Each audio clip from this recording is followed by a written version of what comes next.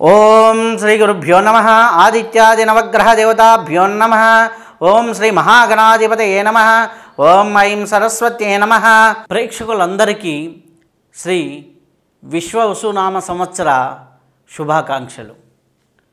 ఇప్పుడు మనం ఉగాది పంచాంగ శ్రవణంలో భాగంగా ఈ సంవత్సరం ఎలా ఉండబోతుంది, ఎటువంటి శుభ ఫలితాలు ఉన్నాయి, ఎటువంటి అశుభ ఫలితాలు ఉన్నాయి అనే విషయాల గురించి, అలాగే ఎటువంటి విషయాల్లో మనం జాగ్రత్త తీసుకోవాలి అనే విషయాల గురించి మనం చర్చించుకుందాం. ముందుగా గ్రహ సంచారం ఈ సంవత్సరం ఏ విధంగా ఉంది అని చూసినప్పుడు, ఈ సంవత్సరం ప్రధానంగా ఉన్నటువంటి 4 గ్రహాలు కూడా వారి స్థానాలు మార్పు అనేది జరుగుతూ ఉంది. మార్చి 30వ తేదీ నుంచి శని భగవానుడు కుంభం నుంచి మీనంలోకి వస్తున్నాడు. దీనివల్ల మకర రాశి వారికి ఏలినాటి శని పోవటం, మేషరాశి వారికి ఏలినాటి శని ప్రారంభమవటం జరుగుతుంది. అలాగే గురువు వృషభ రాశి నుంచి మిథున రాశిలోకి మే 15వ తేదీన మారటం జరుగుతుంది. రాహు మీన రాశి నుంచి కుంభరాశిలోకి రావటం జరుగుతుంది మే 18వ తేదీన. కేతువు కూడా కన్య నుంచి సింహంలోకి రావటం జరుగుతుంది. మిగిలిన గ్రహాలన్నీ సవ్య మార్గంలో ఉంటే రాహుకేతువులు అపసవ్య మార్గంలో సంచరిస్తూ ఉంటాయి. మీనం నుంచి కుంభంలోకి, కన్య నుంచి సింహంలోకి అపసవ్య మార్గంలో రాహుకేతువులు మారతాయి. ఈ యొక్క 2025వ సంవత్సరంలో కొద్దిగా ఏప్రిల్, మే, జూన్ నెలల్లో కొద్దిగా ఆర్థికంగా అందరికీ కూడా కొద్దిగా నెమ్మదిస్తూ ఉంటుంది. కాబట్టి కొద్దిగా జాగ్రత్తగా వ్యవహరిస్తూ ఉంటే చాలా మంచిది. మిథున రాశి వారికి మనం చూసుకున్నట్లయితే వీరికి లగ్నంలోకి గురువు ప్రవేశిస్తున్నాడు. అలాగే దశమ స్థానంలోకి శని ప్రవేశిస్తున్నాడు. నవమంలోకి రాహు ప్రవేశిస్తున్నాడు. తృతీయంలో కేతు ఉంటున్నాడు. ఈ 4 గ్రహాలు కూడా వీరికి శుభ ఫలితాన్ని ఇస్తున్నాయి వీరికి కూడా. కాబట్టి మిథున రాశి వారికి ఈ సంవత్సరం చూసుకుంటే 100లో 90% శుభ ఫలితాలు ఉన్నాయి. వివాహం కాని వారికి వివాహ ఫలితాలు ఉన్నాయి. ముఖ్యంగా ఎందుకు అంటే సప్తమాధిపతి అయినటువంటి, దశమాధిపతి అయినటువంటి గురువు లగ్నంలోకి ప్రవేశించారు. మొన్నటి వరకు వ్యయంలో ఉంటున్నాడు. వ్యయంలో నుంచి మే 15వ తేదీ తర్వాత వీళ్ళకి అన్ని పరిస్థితులు మారిపోతాయి. అలాగే వివాహం కాని వారికి వివాహం అవ్వటం, ఉద్యోగం రాని వారికి ఉద్యోగ అవకాశాలు పెరగటం, అలాగే నవమాధిపతి దశమంలో ఉండటం వల్ల తల్లిదండ్రుల నుంచి లభించవలసినటువంటి ఆస్తిపాస్తులన్నీ కూడా సరిగ్గా ప్రాపర్గా లభించడం అనేది, లీగల్ ఇష్యూస్ ఏమన్నా ఉంటే తొలగిపోవటం, నష్టద్రవ్యాన్ని మళ్ళీ సంపాదించుకోవడం అనేది జరుగుతూ ఉంటుంది. కేతువు తృతీయంలో ఉండడం వల్ల ఆధ్యాత్మికపరమైనటువంటి లాభాలు, పుణ్యక్షేత్ర దర్శనాలు జరిగేదానికి ఆస్కారం ఎక్కువగా ఉంది. ఈ గ్రహస్థితిని మీరు చూసినట్లయితే ఆలోచన శక్తి పెరుగుతుంది, ఊహాశక్తి పెరుగుతుంది, మీకు విజన్ అనేది పెరుగుతుంది, విజువలైజేషన్ పవర్స్ పెరుగుతాయి. కాబట్టి మిథున రాశి వారికి చాలా అద్భుతంగా ఉందనే చెప్పవచ్చును. ముఖ్యంగా మిథున రాశి వారిలో ఉన్నటువంటి ఉద్యోగస్తులకి చూసుకుంటే, ప్రైవేటు రంగాల్లో పనిచేస్తున్న వారికి, ప్రభుత్వ రంగాల్లో పనిచేస్తున్న వారికి చాలా చాలా సానుకూలమైనటువంటి ఫలితాలు, అద్భుతంగా రాణించేదానికి ఆస్కారము, మీ పని మీరు చేసుకుంటూ ఉన్నతంగా వెళ్ళేదానికి, జీవితాన్ని ఉన్నతంగా తీర్చిదిద్దుకునేదానికి చాలా చాలా చాలా శుభ ఫలితాలు అయితే కనిపిస్తూ ఉన్నాయి. కాబట్టి ఎటువంటి ఇబ్బంది లేకుండా మీరు ఉన్నతంగా ఈ యొక్క సంవత్సరంలో వింటూ ఉంటారు. నిరుద్యోగులకైతే ఉద్యోగ అవకాశాలు, గురుబలం మారుతుంది మే 15 నుంచి. కాబట్టి ఉద్యోగ అవకాశాలు మెండుగా ఉంటాయి. మీరు అనుకున్నది సాధించడానికి మిథున రాశి వారికి అవకాశం ఉంది.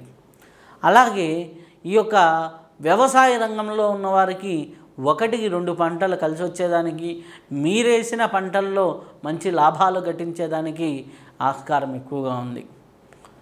కళాకారులకు చూసుకున్నట్లయితే ముఖ్యంగా వీరికి చాలా అనుకూలమైనటువంటి ఫలితాలు కనిపిస్తూ ఉన్నాయి. అందరూ కలిసి రావడం, అందరూ ఒక్కొక్క చెయ్యి అందించడం, చాలా శుభ ఫలితాలు ఎక్కువగా కనిపిస్తూ ఉన్నాయి. చాలా అద్భుతంగా ఉంటుంది. కాబట్టి కళాకారుల పరంగా కూడా బాగుందనే చెప్పవచ్చును. అలాగే వ్యాపారస్తుల పరంగా సప్తమాధిపతే చాలా బాగున్నాడు. వ్యాపారానికి అధిపతి అయినటువంటి సప్తమాధిపతి. కాబట్టి ఏ వ్యాపారమైనా సరే లాభసాటిగానే సాగుతుంది అని చెప్పవచ్చును. అనుకూలమైనటువంటి ఫలితాలు ఉన్నాయని చెప్పవచ్చును. శుభ ఫలితాలు ఉన్నాయని చెప్పవచ్చును. కాకపోతే చిన్న చిన్నవి ఇబ్బందులు ఉంటాయి. ఘర్షణ వాతావరణాలు ఒక్కోసారి వస్తూ ఉంటాయి. వాటిల్లో జాగ్రత్తగా ఉండండి. కార్మికులకి, బిల్డింగ్ కార్మికులకి, పెయింటింగ్ కార్మికులు వీళ్ళందరికీ కూడా చాలా అనుకూలమైనటువంటి ఫలితాలు ఉన్నాయి. అలాగే రాజకీయ నాయకులకు చూసుకున్నట్లయితే వారికి ఉన్నత పదవులు అందుకునేదానికి ఆస్కారం ఎక్కువగా ఉంది. ఏదో ఒక పదవిలో ఉండి ధనార్జన చేస్తూ ఉంటారు. కీర్తి ప్రతిష్టలు పొందుతూ ఉంటారు. మీ ఆలోచన విధానానికి ఒక గుర్తింపు వస్తూ ఉంటుంది. మీ ఆలోచనలకు ఒక సార్థకత అనేది చేకూరుతుంది. కాబట్టి అన్ని రంగాల్లో ఉన్నవారికి మేలైన ఫలితాలే కనిపిస్తూ ఉన్నాయి. అయితే ఈ మిథున రాశి వారు ముఖ్యంగా చేసుకోవాల్సిన రెమెడీ ఏంటి అంటే ఎక్కువగా సుబ్రహ్మణ్యేశ్వర స్వామిని ఆరాధన చేసుకుంటూ సుబ్రహ్మణ్యేశ్వర స్వామిని పూజిస్తూ ఉంటే చాలా సత్ఫలితాలు పొందుతూ ఉంటారు.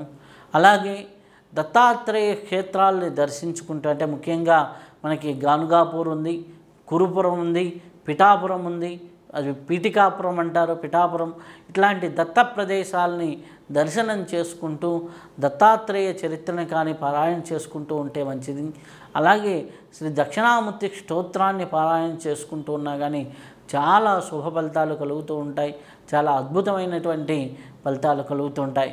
ఈ రెమెడీని ఫాలో అవుతూ హ్యాపీగా మీరు సంతోషంగా ఉండండి. ఇప్పటి వరకు మనం ఈ యొక్క రాశి యొక్క ఫలితాలు మనం తెలుసుకున్నాం.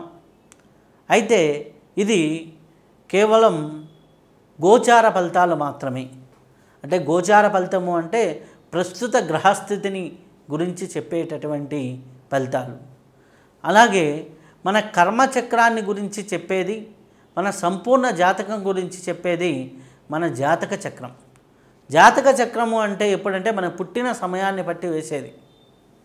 ఆ పుట్టిన సమయాన్ని బట్టి వేసేది సంపూర్ణ జాతకము, ఇది గోచారము. ఈ రెండూ కలిసి శుభంగా ఉన్నప్పుడు చాలా అద్భుతమైన ఫలితాలు ఉంటాయి.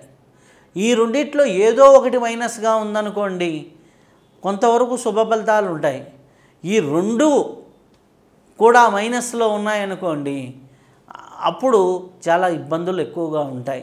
కాబట్టి మీరు సంపూర్ణ జాతక విశ్లేషణ కోసమైతే మమ్మల్ని ఈ స్క్రీన్ మీద కనిపించే నెంబర్స్కి కాంటాక్ట్ చేసి మమ్మల్ని సంప్రదించవచ్చును.